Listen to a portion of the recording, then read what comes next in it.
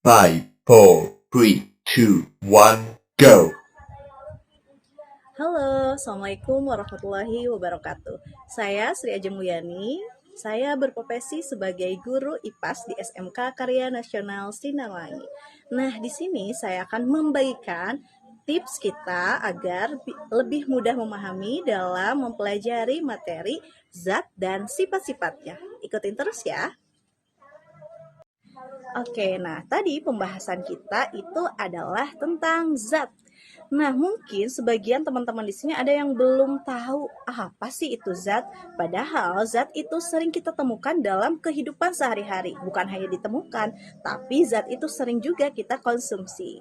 Nah, mungkin kita sering minum ya. Apa yang sering kita minum? Betul, air ya, air. Karena tubuh kita juga 80% terdiri dari air. Kemudian, udara yang kita hirup. Nah, itu adalah oksigen. Kemudian sesuatu yang bisa kita pegang, raba. Nah, itu termasuk zat-zat. Nah, kita bisa tarik kesimpulan apa sih itu zat? Zat itu adalah segala sesuatu yang memiliki massa dan menempati ruang. Oke, nah tadi kita bisa tahu bahwa zat itu adalah segala sesuatu yang memiliki massa dan menempati ruang. Nah, secara wujudnya mungkin teman-teman juga udah sering belajar ya dari SD sampai mungkin sekarang SMA atau SMK, bahwasannya zat itu secara wujudnya dibagi menjadi 3. Nah, apa aja itu? Yang pertama itu zat padat. Nah, zat padat biasanya bisa kita pegang ya, wujudnya itu ya padat. Contohnya apa? Misal saya punya bola. Nah, ini bola termasuk zat padat. Kemudian yang kedua cair. Nah, zat cair itu apa contohnya? Contohnya adalah air yang sering kita minum. Sebentar.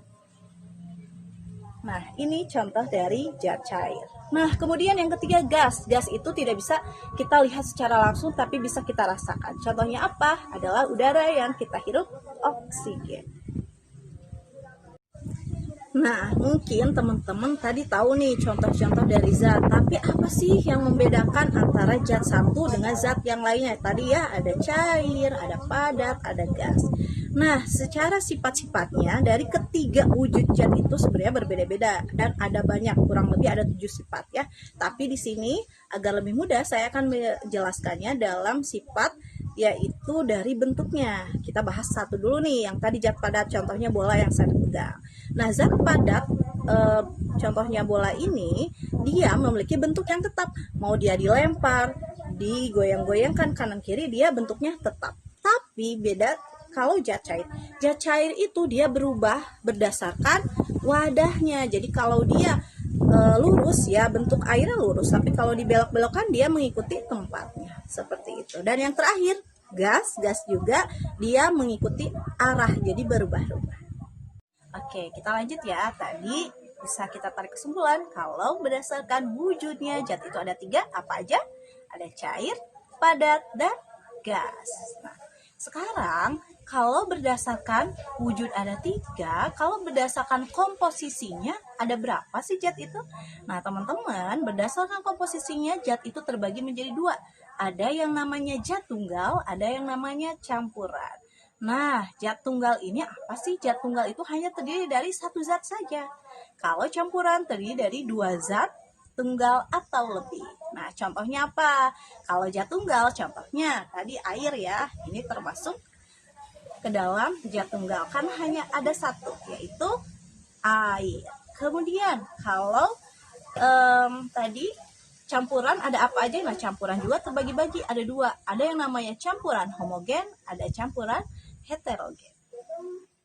Nah, tadi campuran itu terbagi menjadi 2. Ada campuran homogen dan ada campuran heterogen.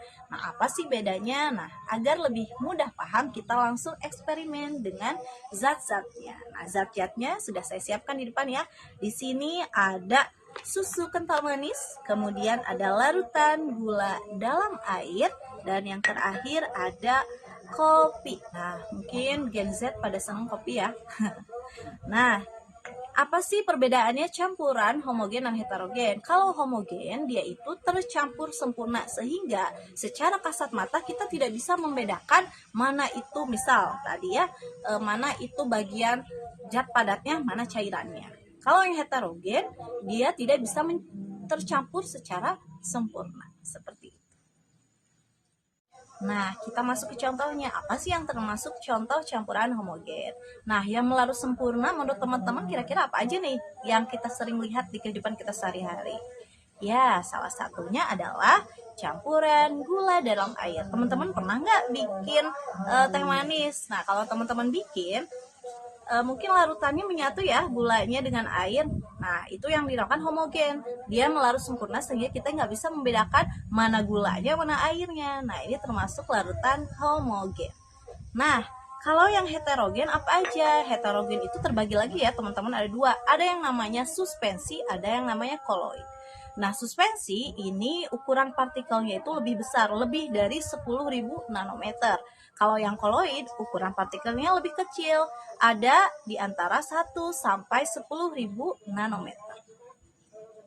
Nah, apa sih kalau contoh suspensi itu? Nah, contoh dari suspensi itu adalah kopi. Kopi ini termasuk ke dalam suspensi. Kenapa?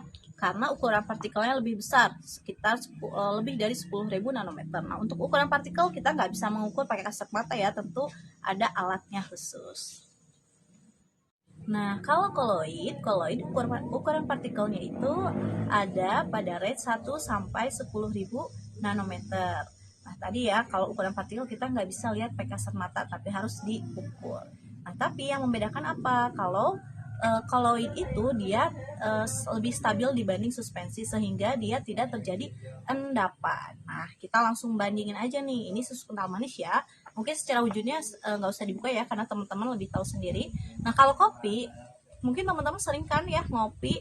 Nah, kalau kopi ini lama-lama dia kan akan mengendap ya. Nah, endap bedanya kalau koloid itu tidak mengendap, kalau suspensi mengendap, sehingga kalau suspensi lebih mudah disaring, kalau koloid tidak mudah disaring, dia perlu penyaring khusus.